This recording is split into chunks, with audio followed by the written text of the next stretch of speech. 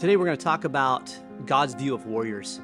You're a warrior. You fought for your nation. You know what it's like to sacrifice. You've had to go into very difficult situations. You've had to go into combat. You've had to do things that maybe you're not proud of. You've had to wrestle with questions that you're not comfortable with. Is what I'm doing right? Is it just? These are all questions that warriors have. And I want to talk about, how does God view warriors? What does God think about you? If we don't have that answer, then we're on a perpetual hamster wheel.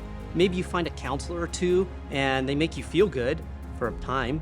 Maybe you start drinking, maybe you get into drugs, maybe you binge watch movies on Netflix. I don't know, whatever it is, it's not going to fix what you're after. You need to know what God thinks of you. God's view of a warrior, it's positive.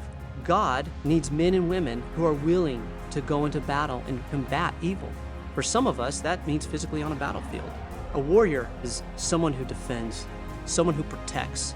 A warrior is not someone who takes glory in having to kill or takes pleasure out of violence.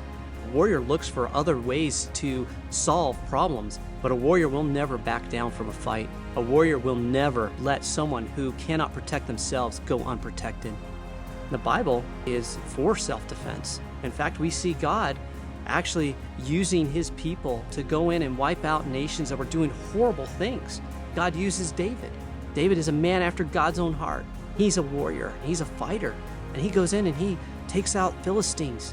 But in that, David isn't allowed to build the temple because he has blood on his hands. And for some of us, if we don't know who we are, we can get really derailed here. You see, we find this tension between being a warrior and killing and a holy God.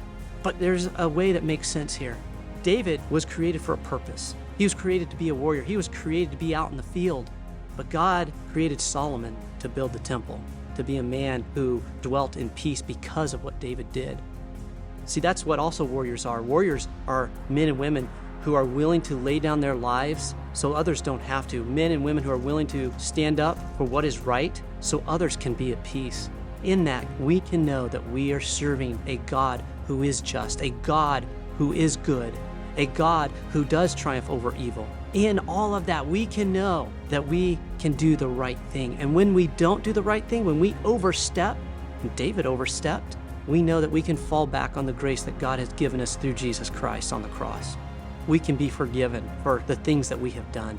If we've done things that we knew we shouldn't have, we can be forgiven. You see, a warrior is willing to be humble. A warrior is willing to own what he or she has done. A warrior is willing to accept the gift that Jesus has given and be forgiven. That's why I think God's view of warriors is positive. That's why I think God loves warriors. That's why I think God needs warriors. He needs men and women who are willing to go in and do the things that need to be done. Not because they take pleasure in it, but because they know that this world is evil and there are those who need to be protected.